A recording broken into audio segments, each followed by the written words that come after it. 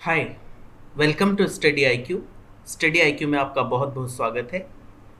आज के इस वीडियो में हम लोग देखने वाले हैं मई मंथ का मई 2020 मंथ का करंट अफेयर, जो कि महाराष्ट्र स्पेसिफिक होने वाला है। महाराष्ट्र विशेष मीन्स जो हम करंट अफेयर देखेंगे वो महाराष्ट्र से रिलेटेड होगा।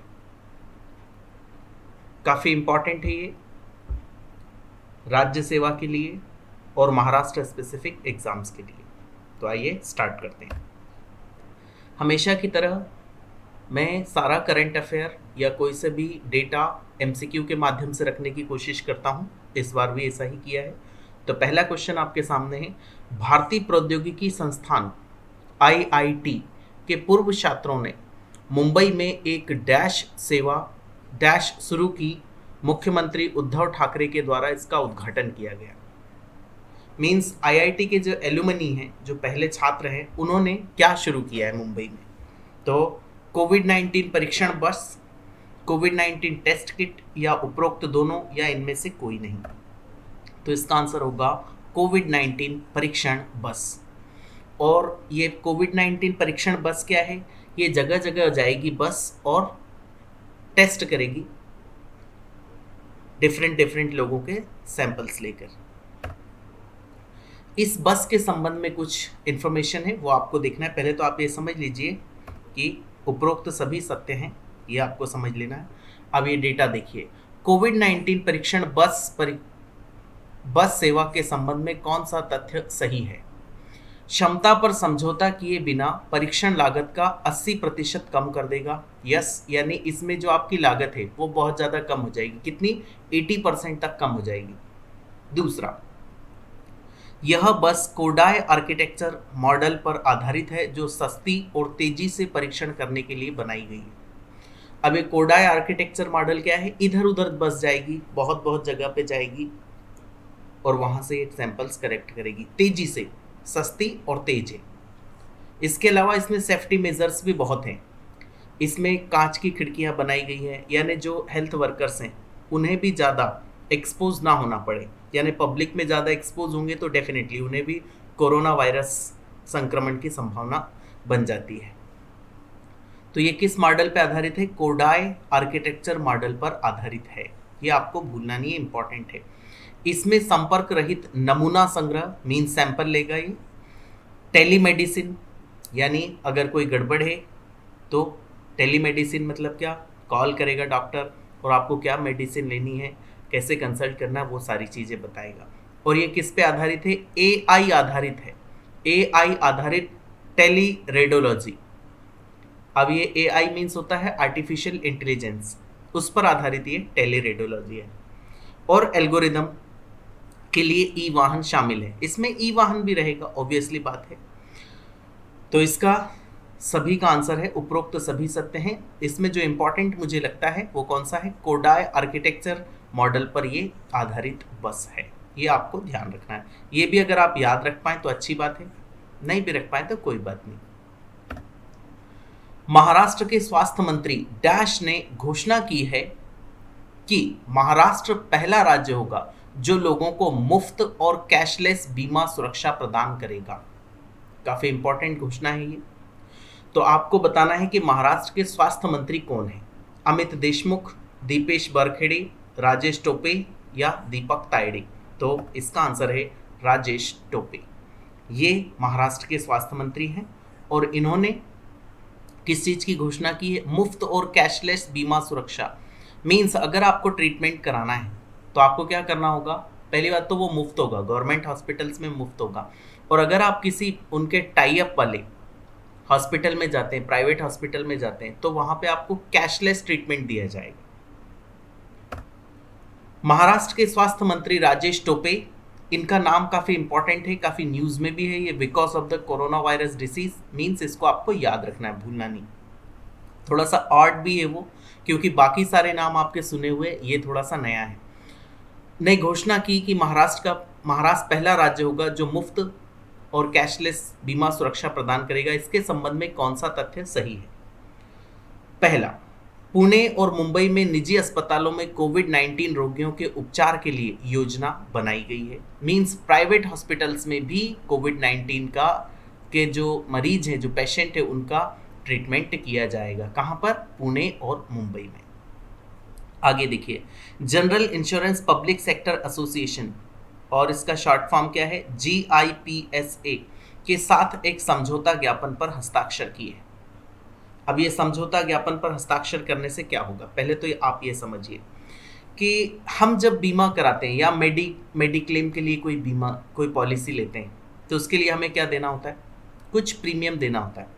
वो प्रीमियम हम देते रहते हैं, और वो प्रीमियम जब देने के बाद में मान लीजिए अचानक हम बीमार पड़ जाते हैं, तो हमें जो मेडिकल क्लेम है वो बीमा कंपनी से या वो जो ऑर्गेनाइजेशन है उससे मिल जाता है।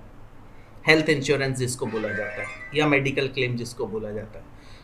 अब ऐसा ही अगर गवर्नमेंट को ये करना है, तो गवर्नमेंट को क्या करना होगा, जनरल पब्लिक का इंश्योरेंस कराना होगा।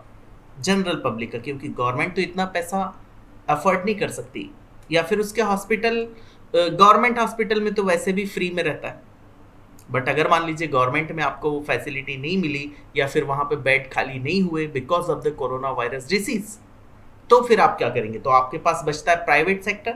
और प्राइवेट सेक्टर में आपको क्या करना होगा, गवर्नमेंट आपका मेडिकल क्लेम कराएगी, यस, और वो किसके पास कराएगी, general insurance public sector association के साथ एक समझौता किया, वहां आपका क्या करा लिया उसने, गवर्नमेंट ने मेडिकल क्लेम करा लिया।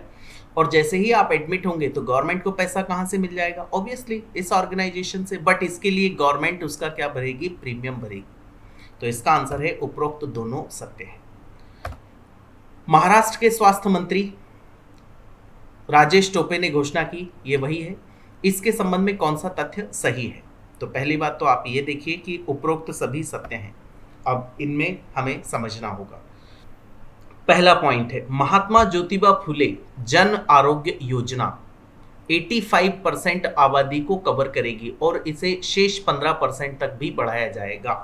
तो पहले तो आपको ये पता होना चाहिए, MJ महात्मा ज्योतिबा फुले जन आरोग्य योजना, इसका पहले नाम क्या था वो मैं आपको बताता हूं। इसका नाम पहले था राजीव गांधी जन आरोग्य योजना, और जब ये गवर्नमेंट सत्ता में आई 2017 में, I think, I am not sure, तब इन्होंने इसका नाम चेंज किया और इसका नाम क्या कर दिया, महात्मा ज्योतिबा फुले जन आरोग्य योजना। और इसके तहत 85% लोगों को हेल्थ कवर दिया गया है।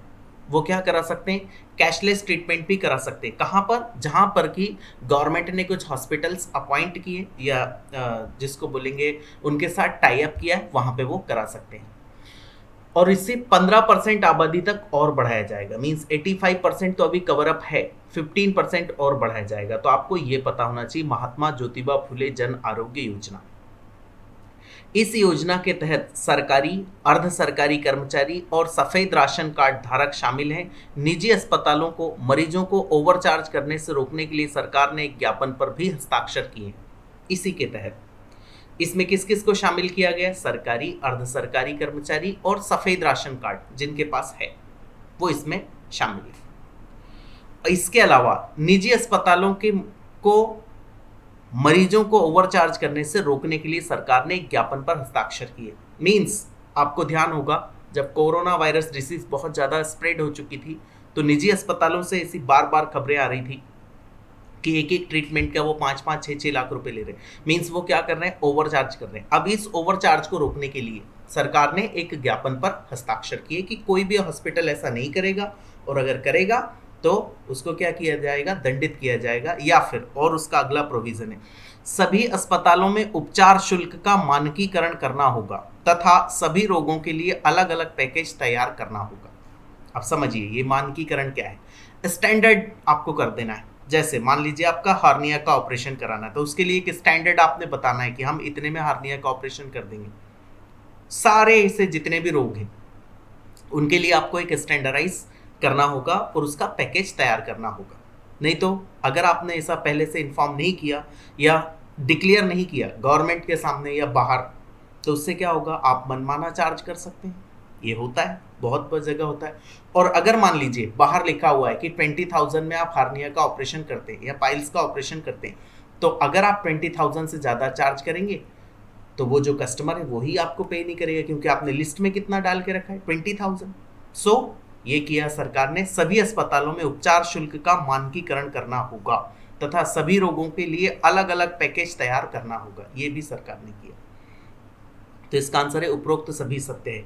इसमें से जो मुझे इंपॉर्टेंट लगता है वो एक तो ये लगता है और एक ये लगता है, ये इतना ज़्यादा खास इंपॉर्टेंट नहीं है। कौन सा? महात्मा ज्योतिबा फुले जन आरोग्य योजना, जो कि राजीव गांधी जन आरोग्य योजना थी, इसको चेंज कर दिया गया। इसमें 85% आबादी कवर की गई है और 15% तक और इसको बढ़ाया जाएगा। नेक्स्ट, कृषि मंत्रालय ने घोषणा की कि डैश लक्ष्य 1000 मंडियों तक पहुंच गया है, ये कृषि मंत्रालय ने बताया। ई नाम, ई एग्रो, ई मोटिव, ई किसान। तो पहली बात तो मैं अगर इसका फुल फॉर्म आपको बता दूंगा तो आप जल्दी से इसको समझ जाएंगे। ई नाम का फुल फॉर्म होता है, इसका आंसर है ई नाम। इनाम नहीं है ये, ई नाम है, electronic national agriculture market, electronic national agriculture market. अब इसमें क्या है समझिए। मान लीजिए बहुत जगह के बहुत सारे किसान हैं जिन्हें कोई फसल बेचनी है और उन्हें अच्छा दाम नहीं मिल रहा, तो उन्हें कैसे पता चलेगा कि कौन सी मंडी में या कौन सा खरीदार इसको सस्ते में ले सकता है? तो इसके लिए सरकार ने एक ऑनलाइन प्लेटफॉर्म बनाया है, इसका नाम दिया है ई नाम।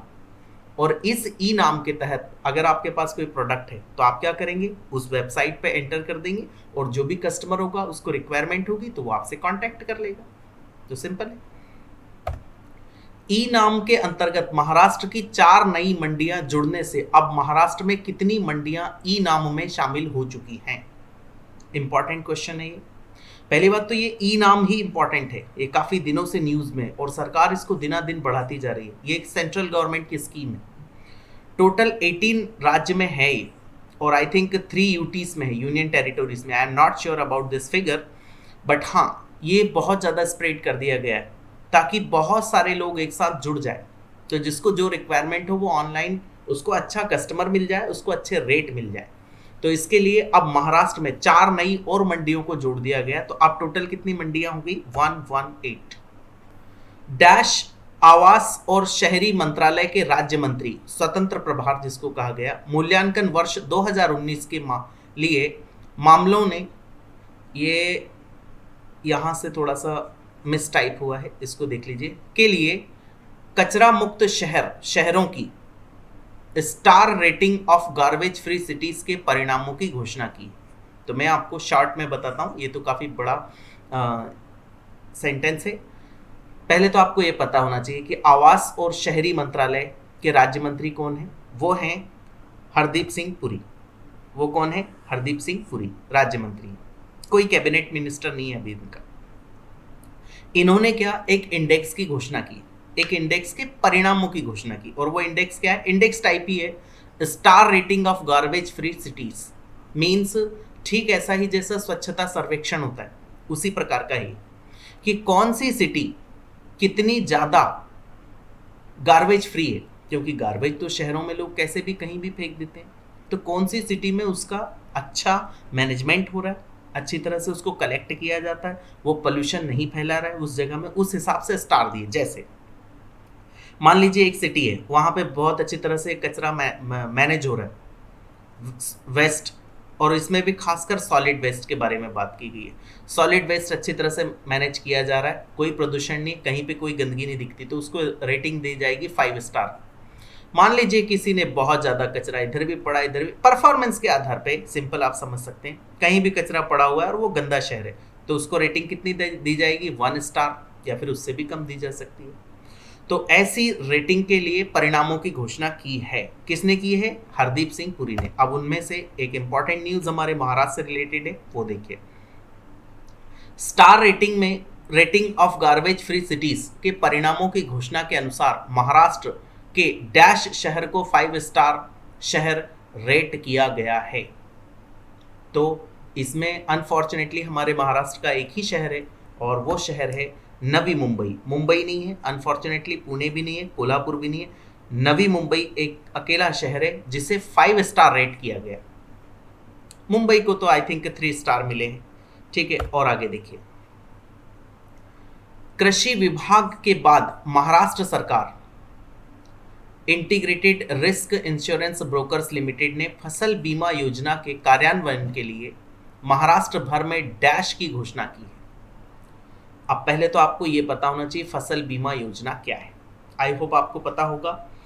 जैसे आपने फसल लगाई और मान लीजिए उसका आपने बीमा करा लिया, तो अगर आपकी फसल को कीड़े खा जाए या कोई कैलेमिटी आ जाए, यानी प्राकृतिक आपदा आ जाए और आपकी फसल खराब हो जाए, तो सरकार उसका क्या देती है? मुआवजा देती है। उसको बोलते हैं फसल बीमा योजना, ठीक है। उसका प्रीमियम देना होता है, जो किसान होता है उसको प्रीमियम कितना देना होता है? आई थिंक वो नेग्लिजिबल के बराबर है, बहुत ही कम प्रीमियम है उसका। तो इसको क्रियान्वयन के लिए महाराष्ट्र सरकार ने एक घोषणा की है, और वो घोषणा क्या है की है उसके डिटेल भी मैं आपको बताऊंगा। और उस घोषणा का नाम है मी किसान नहीं, मी अन्नपूर्णा नहीं, मी शेतकरी, मी अन्नदाता, ये नहीं। इसका आंसर है क्या? मी अन्नपूर्णा। सॉरी, इसका आंसर क्या होगा? मी अन्नपूर्णा। ऐसी एक घोषणा की है महाराष्ट्र की सरकार ने। कहाँ के किसानों के लिए? महाराष्ट्र के किसानों के लिए।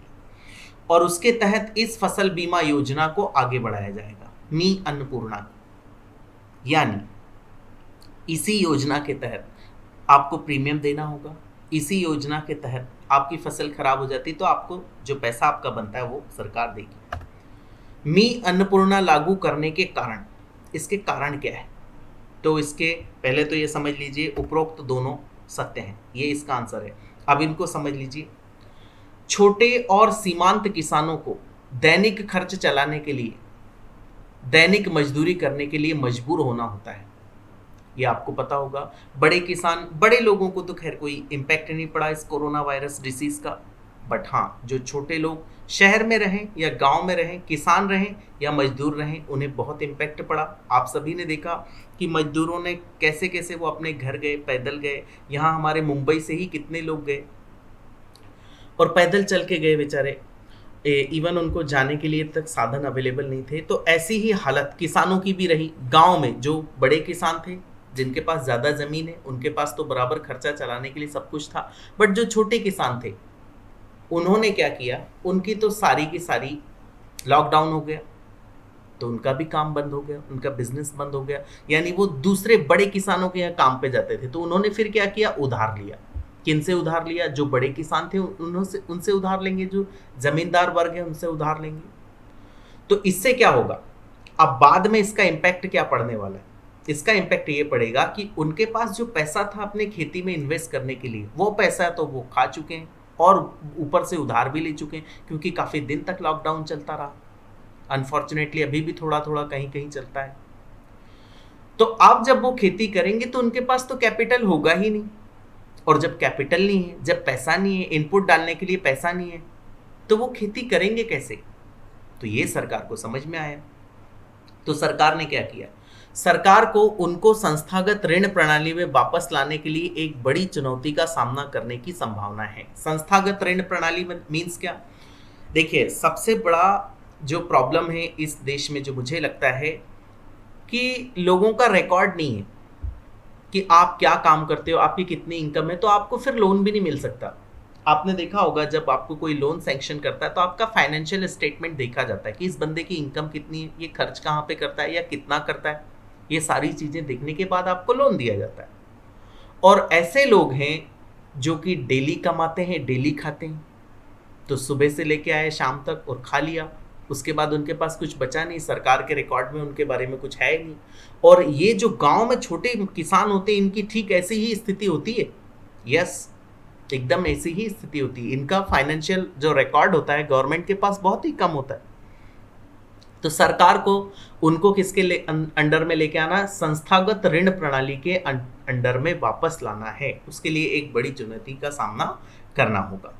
उसके बाद देखिए, लॉकडाउन समाप्त होने पर खेती के लिए इनपुट खर्च को कवर करने के लिए किसानों को पर्याप्त ऋण दिया जाना चाहिए। ये कारण है मी अन्नपूर्णा। मी अन्नपूर्णा में एक तो है बीमा, जो मैं आपको बता चुका हूँ, फसल बीमा, और दूसरा क्या? इन्हें क्या पैसा दिया जाएगा, लोन दिया जाएगा, इनपुट, ताकि वो लगा सकें खेती में और आगे अपनी खेती को प्रॉपरली हैंडल कर पाए। तो इसका आंसर होगा उपरोक्त दोनों सत्य है। आगे देखिए, डैश अधिनियम महाराष्ट्र सरकार द्वारा अभी हाल ही में संशोधित किया गया है। यानी कब? अभी मई मंथ में ही इसको संशोधित किया गया। विधवा पुनर्विवाह अधिनियम 1853 या दहेज प्रथा उन्मूलन अधिनियम 2001, अनुसूचित जनजाति और अन्य पारंपरिक वन निवासी वन अधिकार की मान्यता अधिनियम 2006 या इनमें से कोई नहीं। तो इसका आंसर होगा अनुसूचित जनजाति और अन्य पारंपरिक वन निवासी वन अधिकार की मान्यता अधिनियम 2006। अब पहली बात तो ये समझिए ये है क्या।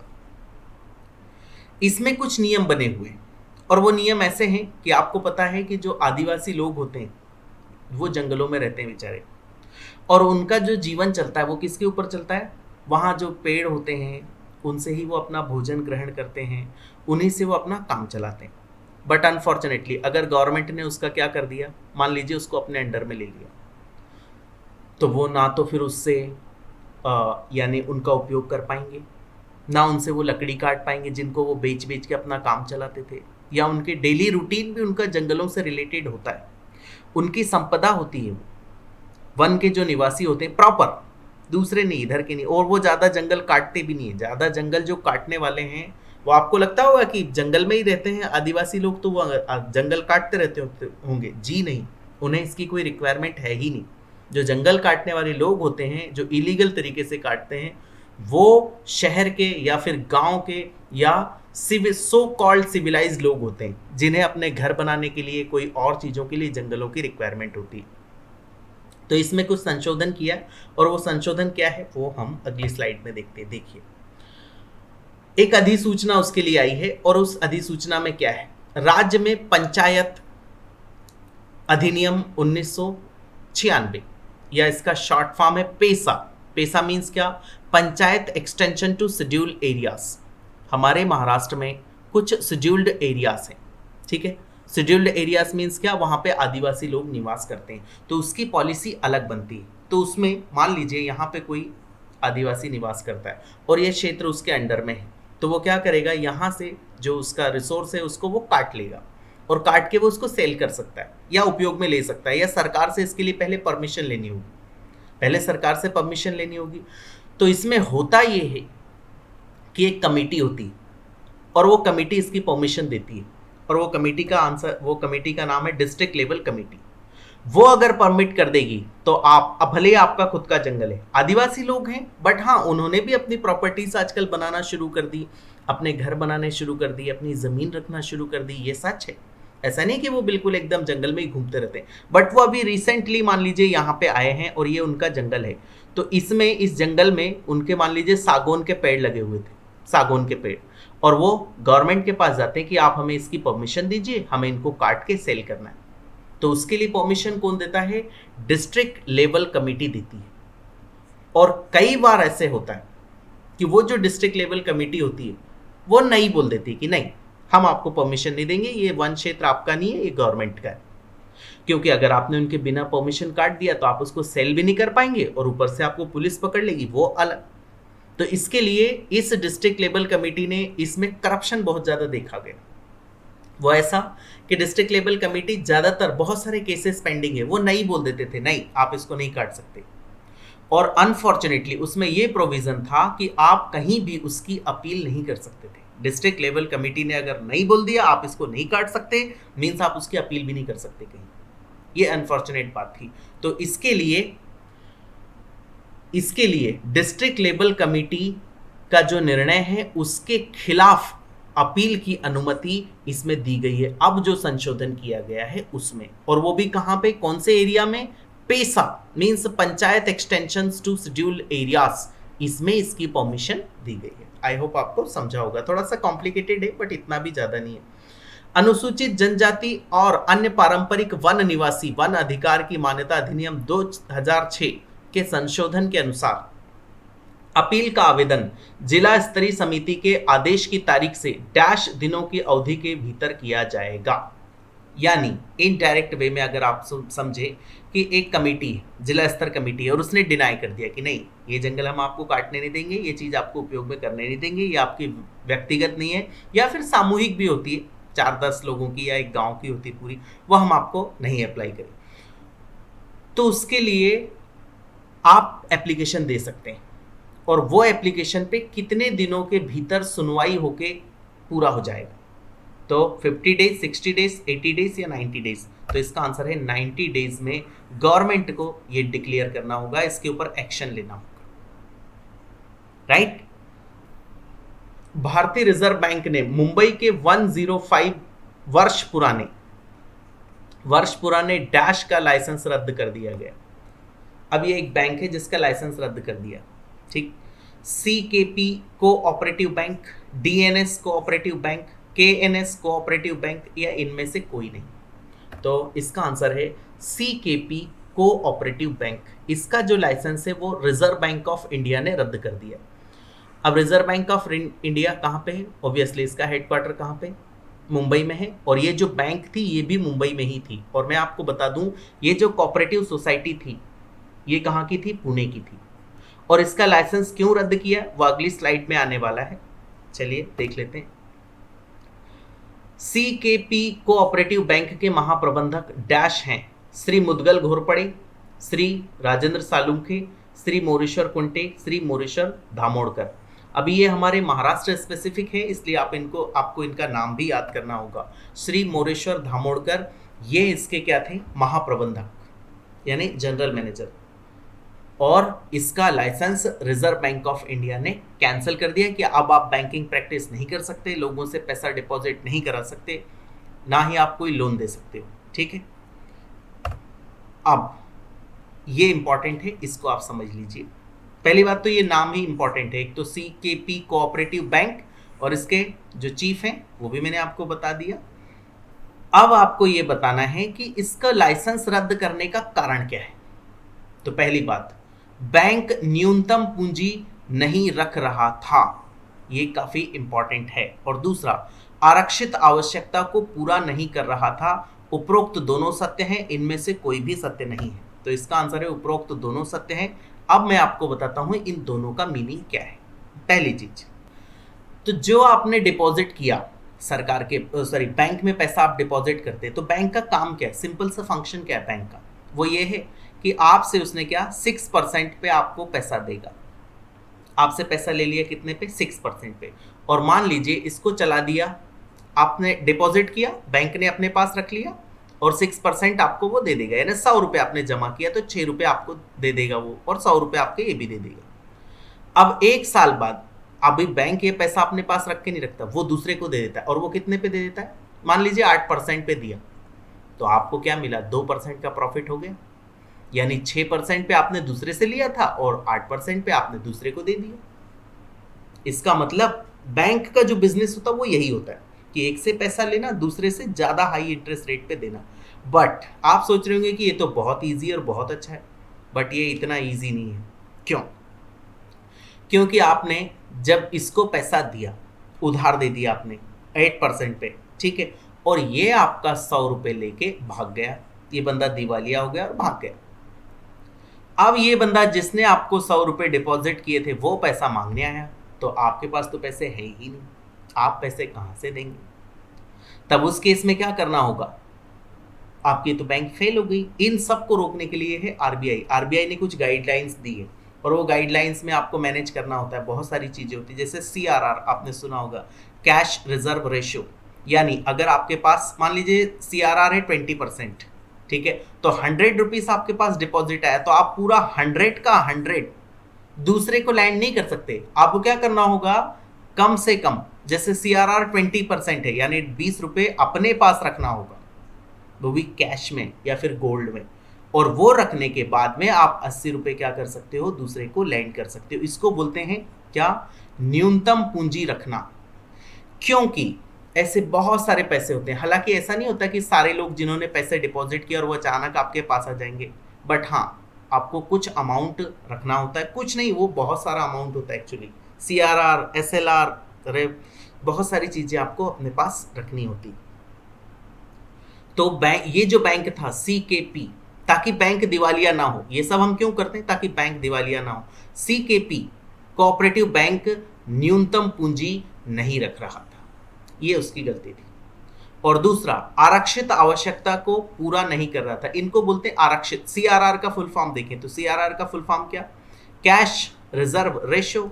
अब रिजर्व का मतलब क्या, आरक्षित, ये आपको अपने पास रखना है, यानी एक तो आपको न्यूनतम पूंजी भी रखनी है, और आरक्षित मींस क्या, एक रिजर्व डिपॉजिट अपने पास रख के रखना है, वो भी ये पूरा नहीं कर पा रहा था। इसके अलावा और प्रॉब्लम ये थी कि इसके जो फाइनेंशियल लॉस दिना दिन होते ही जा रहे थे, और इसके वापस से रूट पे आने की कोई पॉसिबिलिटी RBI को नहीं दिखी, इसलिए RBI ने इसका लाइसेंस कैंसिल कर दिया। अब इसमें लाइसेंस कैंसिल कर दिया, तो जिन लोगों ने पैसा डिपॉजिट किया था उनके पैसे का क्या होगा, तो मैं आपको बता दूं। सबसे पहली बात, तो जिन लोगों ने पैसा डिपॉजिट किया उनको मैक्सिमम कितना पैसा मिल सकता है, तो वो आपको पता होना चाहिए, वो एग्जाम में आ सकता है कभी। 5 लाख रुपए मिल सकता है, यानी आप जो भी डिपॉजिट करते हैं उसका इंश्योरेंस कितने का होता है, 5 लाख का। अगर आपने 5 करोड़ भी किए तो आपको कितने मिलेंगे, 5 लाख मिलेंगे। जी हाँ, बिल्कुल यही है। और अभी जब यस बैंक का जो मैटर आया था, उससे पहले तो ये 5 लाख से भी कम था, 1 लाख रुपए था। अगर आपने 10 लाख जमा किए तो आपको सिर्फ 1 ही लाख मिलता। बट गवर्नमेंट ने, सिंस ऐसा जब लोगों को मालूम पड़ा कि अगर ये बैंक डूब गया तो हमें सिर्फ 1 लाख मिलेगा, तो लोगों का भरोसा उठ गया बैंकिंग सिस्टम से, इसलिए गवर्नमेंट ने इसको 5 लाख कर दिया कि अगर आप डिपॉजिट करेंगे और बैंक दिवालिया हो जाता है या बर्बाद हो जाता है तो आपको कितना पैसा मिलेगा, 5 लाख रुपए तो मिनिमम आपको मिल ही जाएगा। ठीक है, तो ये सारी चीजें वो क्राइटेरिया पूरा नहीं कर पा रहा था, इसलिए इसको बैन कर दिया, रद्द कर दिया इसका लाइसेंस, अभी वो बैंक बंद हो गया। Next, Bharat dynamics limited BDL Pune, ये कहाँ पे, पुणे में। और जो क्या है, एक रक्षा सार्वजनिक क्षेत्र उपक्रम है, ये मीन्स PSU है। PSU मीन्स क्या, पब्लिक सेक्टर यूनिट, सार्वजनिक क्षेत्र उपक्रम, ये इसका फुल फॉर्म। इसने बड़े पैमाने पर किफायती वेंटिलेटर बनाने के लिए भारतीय प्रौद्योगिकी संस्थान IIT डैश के साथ समझौता ज्ञापन पर हस्ताक्षर किए हैं। ठीक, अब ये किफायती वेंटिलेटर क्या है, ये सभी को पता है। अभी जब कोरोना वायरस फैला तो बहुत ज़्यादा रिक्वायरमेंट पड़ी वेंटिलेटर की, क्योंकि जब भी corona virus disease critical stage में पहुंचती है तो उसके लिए क्या रिक्वायरमेंट होती है, वेंटिलेटर की। अगर बंदे को सांस लेने में तकलीफ है, बहुत ज़्यादा प्रॉब्लम है, तो उसको वेंटिलेटर पे रखना होगा। तो इसके लिए हमें बड़े नंबर में वेंटिलेटर बनाना था, तो उसके लिए इसने एक समझौता किया, और वो किसके साथ किया, वो किया IIT कानपुर के साथ। IIT कानपुर ने बहुत ज़्यादा पैमाने में किफ़ायती वेंटिलेटर बनाने में इनकी मदद की, भारत डायनेमिक्स लिमिटेड, और जो कहाँ पे है, पुणे बेस्ड है ये। नेक्स्ट, डैश और भारत ने महाराष्ट्र में सड़क सुधार के लिए $177 मिलियन के ऋण पर हस्ताक्षर किए हैं। डैश और भारत ने महाराष्ट्र में हमारे यहाँ सड़कें बहुत सारी हैं, उसमें नेशनल हाईवे हैं, स्टेट हाईवे हैं, और भी कनेक्टिविटी है। इन सब को आपको क्या करना है, सड़क में सुधार करना है। अब सड़क में सुधार क्या है, इसमें एक इंपॉर्टेंट चीज रखी गई, जो भी इसका इंप्रूवमेंट करेगा उसको कितने साल की, जो कॉन्ट्रैक्टर होगा, इसमें ये है प्रोविजन में, जो कॉन्ट्रैक्टर होगा उसको 5 साल की वारंटी देनी होगी। 5 साल की वारंटी मतलब क्या, कहीं पे भी अगर टूट फूट होती है सड़क में तो वो आपको सुधारना होगा, ये इसका प्रोविजन है। ठीक, और इसके मेंटेनेंस के लिए, और इनको ट्रेनिंग भी दी जाएगी, इनके जो अधिकारी हैं, कर्मचारी हैं, किसके, ये महाराष्ट्र गवर्नमेंट के, जो कि क्या करते हैं, ये रोड वगैरह को संभालते हैं, PWD डिपार्टमेंट जिसको बोला जाता है, उनके ऑफिसर्स को, कर्मचारियों को ट्रेनिंग दी जाएगी कि अचानक अगर मौसम परिवर्तित होता है और रोड खराब हो जाता है तो उसको कैसे आप सुधार सकते हो, उसको मेंटेनेंस कर सकते हो। इन सब के लिए लोन लिया है $177 मिलियन का, और ये लोन दिया है किसने, ADB, एशियन डेवलपमेंट बैंक ने। आई होप इसका फुल फॉर्म आपको पता होगा, और इसका हेडक्वार्टर मैं बहुत बार बता चुका हूँ कहाँ पर है, आई होप आपको मालूम होगा, मनीला फिलीपींस में है। मत्सुगु असाकावा इसके चीफ हैं, मत्सुगु असाकावा, काफ़ी हार्ड नाम है, ठीक है, उनका नाम है। हम किसी के नाम का कुछ नहीं बोल सकते, बट हाँ थोड़ा सा है, आपको मेमोराइज करने में प्रॉब्लम होगी, मुझे मालूम है। नेक्स्ट देखते हैं, ग्लेनमार्क फार्मास्यूटिकल्स मुंबई महाराष्ट्र। कहाँ पे है ये? ग्लेनमार्क फार्मास्यूटिकल्स मुंबई महाराष्ट्र में। भारत की पहली फार्मा कंपनी बन गई है जिसने फेविपिरविर एंटीवायरल गोलियों के क्लिनिकल परीक्षण के लिए डैश से अनुमोदन प्राप्त किया, जो कोविड 19 रोगियों के उपचार के लिए होगी। तो इसमें इसका शॉर्ट फॉर्म मैंने मिस प्रिंट कर ही दिया है, मिस टाइप कर ही दिया है, तो आपको आंसर पता चल ही गया होगा। इसका आंसर है क्या? ये ज़रा सिंबल गलती से लग गया, इसको इग्नोर करिए। इसका आंसर है drug controller general of India. Drug controller general of India, इसने इसको परमिशन दी है। किसको? ग्लेनमार्क फार्मास्यूटिकल्स मुंबई महाराष्ट्र, इसको परमिशन दी, और ये भारत की पहली फार्मा कंपनी बन गई जो कि क्या बनाएगी? फेविपिरविर एंटीवायरल गोलियां बनाएंगी, जो गोलियां किस काम में आने वाली है? कोविड 19 रोगियों के ट्रीटमेंट में काम में आने वाली, और इसके लिए क्लिनिकल परीक्षण की अनुमति दी गई है। क्लिनिकल परीक्षण, आई होप आप इन सब चीज़ों से अवेयर होंगे अभी तक। क्लिनिकल परीक्षण क्या होता है? जब कोई वैक्सीन आती है, कोई भी चीज़ आती है, तो उसको बहुत सारे लोगों पे एक साथ ट्राई किया जाता है, उसको बोला जाता है क्लिनिकल परीक्षण। और भी आगे भी उसकी प्रोसेस होती है, रफली मैंने आपको बता दिया। तो इसकी परमिशन किसने दी है? Drug controller general of India. ये तो ठीक है, बट आपको याद क्या करना है? ग्लेनमार्क फार्मास्यूटिकल्स ये पहली कंपनी है, फार्मा कंपनी है, जिसको क्लिनिकल परीक्षण की परमिशन दी है। नेक्स्ट देखते हैं, रक्षा मंत्रालय ने घोषणा की कि पुणे स्थित defence institute of advance technology DIAT ने एक माइक्रोवेव स्टेरिलाइजर डैश विकसित किया है, जो 30 सेकंड के भीतर कोरोना वायरस को विघटित कर सकता है, यानी उसको मार सकता है। किसने विकसित किया है? पहले तो आपको ये नाम पता होना चाहिए। पुणे में स्थित है ये defence institute of advance technology, DIAT, defence institute of advance technology. इसने एक माइक्रोवेव स्टेरिलाइजर विकसित किया, जो क्या करेगा? 30 सेकंड के अंदर वायरस को मार देगा। अब आप सोच रहे होंगे कि कहाँ पे वायरस है, चलिए मार देते हैं, तो चलिए कोरोना वायरस खत्म कर देते हैं। जी ऐसा नहीं है, क्योंकि बॉडी के अंदर नहीं, बॉडी के बाहर की बात हो रही है। जब हम लोग सैनिटाइजर लगाते हैं हाथ में, कोरोना वायरस को मारने के लिए लगाते हैं, तो इससे इसने एक ये डेवलप किया है, और ये किसके काम में आएगा? ऑब्वियसली जो हेल्थ वर्कर्स हैं उनके काम में आएगा। 30 सेकंड के भीतर आप वायरस मार देंगे, ईजी है। तो इसका नाम क्या दिया उन्होंने? तो इसका नाम दिया है अतुल्य। समतुल्य नहीं, सूर्य भी नहीं, चंद्र भी नहीं, अतुल्य, क्योंकि ये 30 सेकंड के अंदर कोरोना वायरस को मार देगा। इंडियन इंस्टीट्यूट ऑफ जियोमैग्नेटिज्म ने पृथ्वी के मैग्नेटोस्फीयर में विद्युत क्षेत्र संरचना का अध्ययन करने के लिए 1D द्रव सिमुलेशन कोड विकसित किया है। इसमें मुख्य योगदान रहा। पहली बात तो हम इन सबको की बात कर लेते हैं। इंडियन इंस्टीट्यूट ऑफ मैग्नेटिज्म, ये कहाँ पे? मुंबई में। IIG इसका full form, sorry short form है, IIG मुंबई, ठीक है। और ये क्या करता है? अर्थ के अंदर से मैग्नेटिक फील्ड निकलती है। अर्थ हमारी एक मैग्नेटिक फील्ड बनाती है। वो क्यों बनाती है देखिए, बता देता हूँ मैं आपको, देख लीजिए। ये हमारी अर्थ है, तो अर्थ के अंदर ऐसा माना जाता है कि कुछ लिक्विड स्टेट में, और वो माना जाता है क्या है ही, लिक्विड स्टेट में क्या है? बहुत सारे मटेरियल है, और जब अर्थ ऐसा घूमती है, अपने एक्सिस पे ऐसा घूम रही है, तो इसके अंदर का जो लिक्विड है वो भी घूमने लगता है, और जब वो घूमने लगता है तो इसके घूमने की वजह से अर्थ में क्या प्रोड्यूस होता है? एक इलेक्ट्रोमैग्नेटिक फील्ड प्रोड्यूस होती है, मैग्नेटिक फील्ड जिसको बोल सकते हैं, मैग्नेटिक फील्ड प्रोड्यूस होती है, ठीक है। वो बहुत भारी होती है, हैवी होती है, ठीक है। इसका सबसे अच्छा अगर आपको एविडेंस देखना है, सबूत देखना है, तो वो है आपकी मैग्नेटिक नीडल। वो कभी भी नॉर्थ और साउथ ही क्यों दिखाती है? क्योंकि अर्थ की भी एक मैग्नेटिक फील्ड है, याद रखना।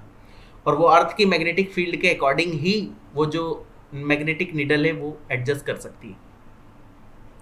तो इसके अंदर लिक्विड होता है। और आपने कभी नोटिस किया कि बाकी और जगह पे हम बात करें कि यहाँ पे पृथ्वी भी घूमती है, बहुत सारी चीज़ें घूमती है, बट यहाँ से कुछ चीज़ें बाहर नीचे क्यों नहीं फेंकाती? अर्थ से निकल के बाहर गिर गई, टपक गई। तो एक तो उसका रीज़न है ग्रेविटेशन, और दूसरा एक और रीज़न है, वो है मैग्नेटिक फील्ड। अर्थ की जो मैग्नेटिक फील्ड है वो जल्दी से किसी को बाहर जाने नहीं देती है। तो इसके लिए पृथ्वी के मैग्नेटोस्फीयर में, अच्छा ये मैग्नेटोस्फीयर क्या है समझिए, यहाँ पे अंदर लिक्विड है, इसकी वजह से इधर एक मैग्नेटिक फील्ड बनती है, ठीक है जी, ये मैग्नेटिक फील्ड बनती है और ये कहाँ तक जाएगी, मान लीजिए यहाँ तक है, तो यहाँ तक का जो एरिया है अंदर का इसका, इसको पूरे को बोलेंगे हम मैग्नेटोस्फीयर, मैग्नेटोस्फीयर बोलेंगे। अब इसके अध्ययन की जरूरत क्यों पड़ी वो अगली स्लाइड में देखेंगे हम। इसके अध्ययन करने के लिए 1D द्रव सिमुलेशन कोड विकसित किया है, ये एक कोड विकसित किया गया है और इसमें मुख्य योगदान किसका रहा, तो ये दोनों ही मराठी लोग हैं, इसलिए हमारे महाराष्ट्र से रिलेटेड करंट अफेयर हो जाता है ये। डॉक्टर अमर काकड़, डॉक्टर अजय लोटेकर, उपरोक्त दोनों या इनमें से कोई नहीं, तो इसका आंसर है उपरोक्त दोनों, इनका मुख्य योगदान है, डॉक्टर अमर काकड़ और दूसरा डॉक्टर अजय लोटेकर, ये दोनों का। हमारे महाराष्ट्रियन लोग हैं इसलिए ये एमपीएससी के लिए इंपॉर्टेंट हो जाता है, महाराष्ट्र स्पेसिफिक एग्जाम के लिए इंपॉर्टेंट हो जाता है।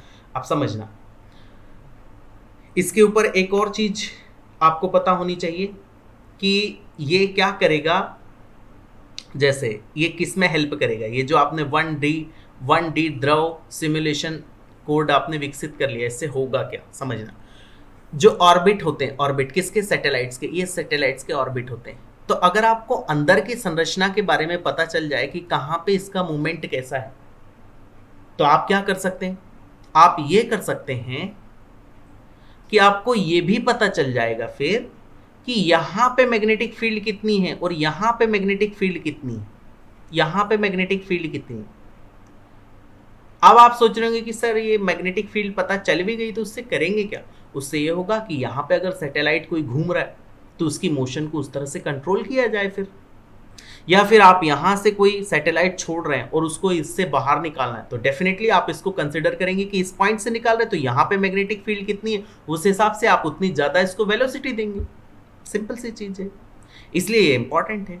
और पता है, एक मान लीजिए ये अर्थ है और ये मून है और यहाँ से जब ये निकल के इधर जाता है तो उस केस में होता ये है कि जब वो यहाँ तक है तब तो हम उसको बराबर हैंडल कर पाते हैं, बट जैसे ही वो यहाँ से निकलता है इधर आया और चंद्रमा के मैग्नेटिक फील्ड में एंटर करने वाला, उससे बीच का जो ड्यूरेशन होता है इसके बारे में हमें कोई खास इन्फॉर्मेशन नहीं होती, ये क्या मोशन करेगा, कैसे मोशन करेगा, इसके लिए ये 1D द्रव सिमुलेशन कोड इंपॉर्टेंट होगा जो एक तरीके से प्रिडिक्ट कर पाएगा कि कहाँ पे कितनी मैग्नेटिक फील्ड है, उस हिसाब से हम सैटेलाइट को या प्रक्षेपित करेंगे या ना छोड़ेंगे।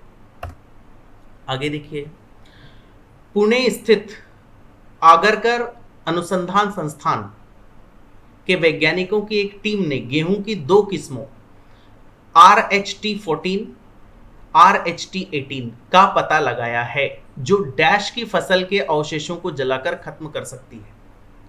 सिंपल, आप समझते हैं इसको, देखिए ध्यान देने की कोशिश करना।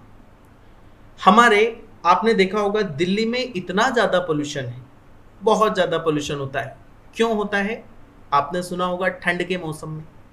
वो इसलिए होता है क्योंकि वहाँ के जो किसान होते हैं वो क्या करते हैं, जो रेसिडुअल रह जाता है पराली जलाते, पराली बोलते हैं उसको, हमारे इधर नरवई बोलते हैं, नरवई, और वो इसको जलाएंगे तो इससे पोल्यूशन होगा। पोल्यूशन होने के अलावा भी वो खेत के लिए भी हानिकारक है। तो इसकी वजह हम क्या करें, यहाँ तक तो ठीक था, आपने क्या किया, चावल की खेती लगाई और चावल आपने काट लिए, अब यहाँ ये जो रेसिडुअल बचा हुआ है तो इसको आप आग लगाएंगे, वो मत करिए। आप इसकी बजाय क्या करिए, RH-14 और RH-18 ये 2 गेहूं की किस्में अगर इसमें आप क्या कर देंगे, सीडिंग कर देंगे, बो देंगे, इसमें डाल देंगे, उगा लेंगे, तो उससे क्या होगा, इसमें ये जो रेसिडुअल है किसका, चावल का, वो अपने आप जल जाएगा, अपने आप बेकार हो जाएगा। यानी आपको आग लगाने की जरूरत नहीं, तो आपको पोल्यूशन भी नहीं करना पड़ा और आपके यहाँ से जो रेसिडुअल था, जो बेकार पदार्थ था, वो भी हट गया। तो इसका आंसर है क्या, चावल। तो ये किसने पता लगाया है, आगरकर अनुसंधान संस्थान ने। इसने 2 गेहूं की किस्में लेके आई है और ये भी आपको याद रखना है, RH-14 और दूसरा RH-18, ये 2 किस्में हैं जो क्या करती हैं, चावल का जो रेसिडुअल है उसको जला सकती है।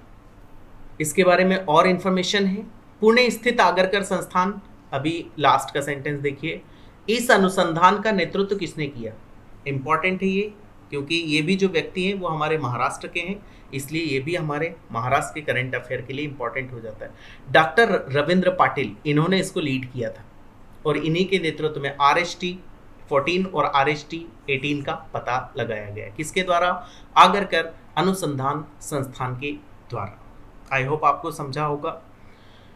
और जितना करंट अफेयर और मैंने महाराष्ट्र को समझा है, महाराष्ट्र में काफ़ी इंटेलिजेंट और अच्छे लोग मैंने देखे हैं जो बहुत सारे शोध करते हैं, इन्वेंशन करते देखे हैं मैंने, जो कि एक प्राउड सी चीज़ है। मुंबई स्थित स्टार्टअप वेम्स ग्लोबल ने दुनिया का पहला संपर्क विहीन आगंतुक प्रबंधन सॉफ्टवेयर डैश विकसित किया है। अब इसका मतलब समझना, पहले तो इसका आंसर समझ लो। इसका आंसर है वेम्स सेफगार्ड। वेम्स ग्लोब भी नहीं है, वेम्स सॉल्यूशंस भी नहीं है, वेम्स मीट भी नहीं है। इसका आंसर है क्या? वेम्स सेफगार्ड। अब ये है क्या? पहला संपर्क विहीन आगंतुक प्रबंधन सॉफ्टवेयर। ऑब्वियसली दुनिया भर में कोरोना वायरस चल रहा है, कोरोना वायरस डिसीज से सभी लोग बचना चाहते हैं, और आपके घर पे कोई आ जाता है, घर पे छोड़ो, चलिए घर पे तो बहुत जल्दी कोई आता नहीं लॉकडाउन की वजह से, ऑफिस में मान लीजिए लोग आते हैं, तो ऑफिस में उनके ऊपर आपको वॉच रखना होगा। पहली बात तो आपने एक नोटिस किया होगा, जहाँ कहीं भी आप जाते हैं, बैंक में या कहीं भी, तो पहले वो आपको सैनिटाइजर देते हैं, आपका टेम्परेचर चेक करते हैं, और बहुत सारी उनकी फॉर्मेलिटीज़ होती है, वो होनी भी चाहिए, सेफ्टी मेजर्स। तो उससे क्या होगा? आपका टाइम जाएगा, बैंक वालों का एक कर्मचारी लग गया वहाँ पे काम पे, उसमें पैसा जाएगा उनका, या फिर जिसकी भी ऑफिस है उसका पैसा जाएगा। तो इसके लिए एक स्टार्टअप है मुंबई में, उसका नाम है वेम्स ग्लोबल, ने क्या पहला संपर्क विहीन आगंतुक प्रबंधन सॉफ्टवेयर बनाया है। उसका नाम है क्या? वेम्स सेफगार्ड। आप देखिए इसने किया क्या है। वेम्स सेफगार्ड क्या करता है? शरीर के तापमान की जांच करता है। सिंपल सी बात है, आपको कुछ नहीं करना है, आपका सॉफ्टवेयर लगा है, वो अपने आप टेम्परेचर चेक कर लेगा। टेम्परेचर अगर ठीक नहीं है तो एंट्री नहीं होने देगा। दूसरा, मास्क अनुपालन के साथ चेहरे को स्कैन करता है, चेहरे को भी स्कैन करेगा कि भाई इस बंदे ने मास्क लगाया है या नहीं लगाया। तीसरा, सोशल डिस्टेंसिंग की निगरानी करता है, यानी इसमें ऐसे सेंसर लगे होते हैं कि अगर ज़्यादा पास चले गए, आप सोशल डिस्टेंसिंग मेंटेन नहीं कर पाए, तो वो तुरंत वार्निंग देगा बैंक ऑफिसर। बैंक नहीं, मैं किसी भी ऑफिस की बात कर रहा हूँ, आप बैंक ही मत मान लेना, कमर्शियल ऑफिस या कोई सा भी कॉर्पोरेट ऑफिस। तो इसका आंसर होगा क्या? उपरोक्त तो सभी सत्य हैं, यानी टेम्परेचर चेक करेगा, मास्क चेक करेगा और सोशल डिस्टेंसिंग चेक करेगा। और आपको क्या चाहिए भाई? तीनों ही तो हो गए। वेम्स सेफगार्ड ने तीनों कर दिया, वेरी गुड। नेक्स्ट, अब उसके बाद में ये इतनी इंपॉर्टेंट न्यूज़ नहीं है। कौन सी? कि ऋषि राज कपूर साहब का निधन हो गया, बट वो कौन सी बीमारी से हुआ? कैंसर से हुआ। इसको आप देखना चाहो तो देख सकते हो, ठीक है। इनका जन्म भी मुंबई में ही हुआ था, इसलिए थोड़ा सा इंपॉर्टेंट हो जाता है। ऋषि कपूर की डेथ हो गई, और इनकी फिल्में अगर आप याद करना चाहें तो कर सकते हैं, कौन सी पहली फिल्म थी और कौन सी नहीं थी। हालांकि इतना डिटेल कोई भी पूछने वाला नहीं है। वे ल्यूकेमिया कैंसर से पीड़ित थे, उनका जन्म मुंबई में हुआ था। आगे देखिए, ये काफ़ी इंपॉर्टेंट न्यूज़ है, और इनके बारे में मैं आपको सजेस्ट करूंगा कि आपके पास जितना भी आप डेटा कलेक्ट कर पाएँ, इन्फॉर्मेशन ढूंढ पाएँ, कर लेना, ये एग्जाम में आ सकता है। रत्नाकर मतकरी, ऑलरेडी ये बहुत ही फेमस नाटककार हैं, और दादा साहेब फाल्के अवार्ड इन्हें मिला है, ठीक है, याद रखना। Dada Saheb Phalke award film industry में सबसे बड़ा अवार्ड होता है, ठीक है। आपको लाइफ टाइम अचीवमेंट अवार्ड दिया जाता है कि आपने बहुत अच्छा अचीवमेंट किया, और इन्हें रत्नाकर मतकरी साहब को दादा साहेब फाल्के अवार्ड मिला हुआ था। तो ये भी एग्जाम में आने का एक तो विषय बनता है। पहली बात तो वो जो रत्नाकर मतकरी साहब हैं, वो बहुत बड़ी पर्सनालिटी हमारे महाराष्ट्र की, लेखक भी है, नाटककार भी, बहुत सारी चीज़ें, इसलिए आप इनको अलग से, इनके ऊपर मैं तो बहुत सारी इन्फॉर्मेशन दे ही रहा हूँ, आप और सर्च कर लें, इनके ऊपर क्वेश्चन मुझे लगता है आएगा एग्जाम। 81 साल की उम्र में निधन हो गया। उनका जन्म स्थान मुंबई, नासिक, पुणे या सोलापुर। तो इसका आंसर है, इनका भी जन्म कहाँ पर हुआ था? मुंबई में ही हुआ था। आगे बात करते हैं। दादा साहेब फाल्के अवार्डी वयोवृद्ध मराठी लेखक नाटककार रत्नाकर मतकरी का 81 साल की उम्र में निधन हो गया। उनकी रचना, अब ये इनकी जो रचनाएं हैं, अगर आप इनको याद कर पाओ तो बहुत अच्छी बात है। हालांकि आपको करना ही होगा, क्योंकि जब भी किसी ग्रेट पर्सन की या बड़े पर्सन की डेथ होती है तो ये नहीं पूछा जाता कि उनका जन्म कहाँ पे हुआ था या किसकी डेथ हो गई। ठीक है, इतना इजी भी पूछ सकते हैं, बट हाँ उनकी रचनाएं, उन्होंने क्या किया, उनका जन्म कहाँ पे हुआ था, ये सारा डिटेल वो पूछ सकते हैं। और रत्नाकर रत्नाकर मतकरी साहब तो बहुत बड़ी पर्सनालिटी है।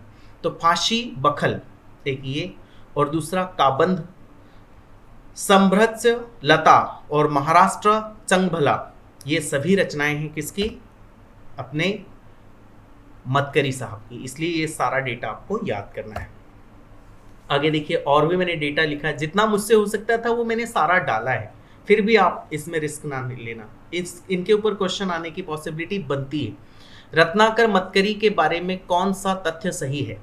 उनकी फिल्म इन्वेस्टमेंट ने 2012 में मराठी में सर्वश्रेष्ठ फीचर फिल्म का राष्ट्रीय पुरस्कार जीता था। ये आपको याद करना है। फिल्म का नाम क्या? इन्वेस्टमेंट। 2012 में आई थी वो, और उसने मराठी में सर्वश्रेष्ठ फीचर फिल्म का राष्ट्रीय पुरस्कार जीता, ये भी आपको याद रखना है। दूसरा, उन्होंने संगीत नाटक अकादमी पुरस्कार 2003 में भी जीता, ये भी आपको याद करना है। संगीत नाटक अकेडमी पुरस्कार 2003 में मिला, यानी इसका आंसर है क्या? दोनों ही सही है। और देख लीजिए, रत्नाकर मतकरी के बारे में कौन सा तथ्य है सही है? तो वही मैंने जितने सारे मुझसे हो सकते थे वो सारे मैंने फैक्ट रखने की कोशिश की, फिर भी आपको मैं सजेस्ट करूंगा आप सर्च करिए। वे अपने अभिनय कौशल के लिए जाने जाते थे, जिन्होंने प्रेम कहानी, विनाश कार्टून, विनाश कारे जैसे नाटकों में अपनी पहचान बनाई। प्रसिद्ध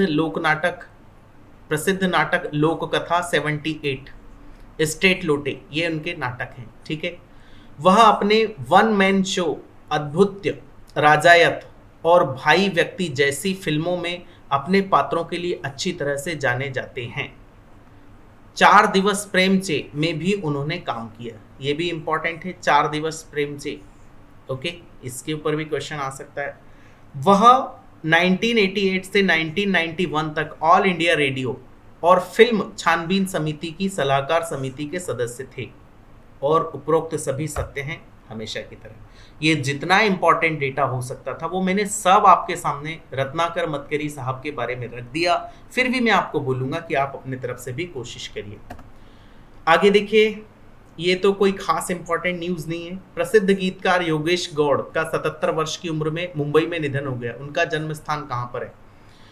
निधन इनका इसमें हुआ है मुंबई में, इसलिए मैंने ये डाला, वैसे इंपॉर्टेंट नहीं है। मुंबई, कानपुर, पुणे, लखनऊ, तो इनका आंसर है क्या? लखनऊ में इनका जन्म हुआ था, योगेश गौड़ साहब का। ठीक है, आई होप आपको याद रहेगा। So this is the end of the video. Thank you, thanks a lot for listening.